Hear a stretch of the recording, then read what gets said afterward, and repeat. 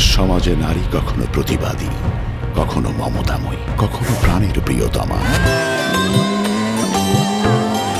কখনো জীবন সঙ্গিনী।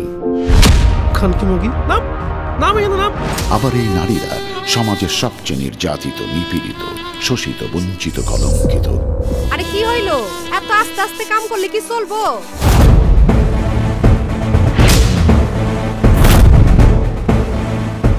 কখনো পাষণ্ড পুরুষের কাছে লোভনীয় কাঁচা মাংস। ওটা পিঁপড়া না, তেল। কলেজ কি রাত পর্যন্ত হয়? ওনাকে ভালো করে জিজ্ঞেস করো ওনার মেয়ে কোথায় গেছে, কি করে। প্রত্যন্ত গ্রামাঞ্চলে বেড়ে ওঠা প্রচন্ড মেধাবী, সাহসী আমাদের ময়না।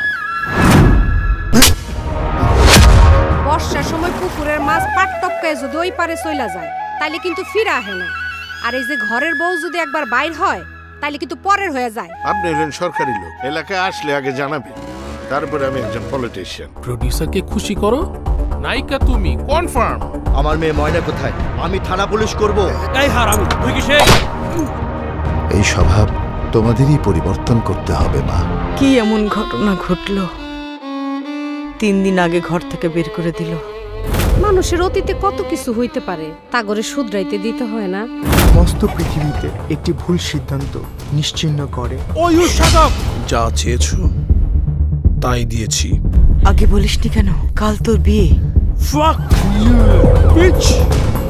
লম্পটের অশ্লীল উড়ুতে গাঁথা থাকবে অপার্থিব সৌন্দর্যের দেবী। গুলশানে যে ডুপ্লেক্স ফ্ল্যাটটি কিনে দিয়েছি, পছন্দ হয়েছে।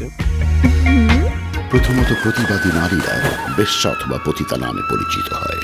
দিন শেষে এরাই দেশের মহিষী নারী, কিংবা বেগম রোকেয়া, রানী রাসমণি, প্রীতিলতা, বাসন্ত দেবী, সরলা দেবী চৌধুরানী, তসলিমা নাসরিন, কিংবা আমাদের গল্পের ময়নায় পরিণত হয়।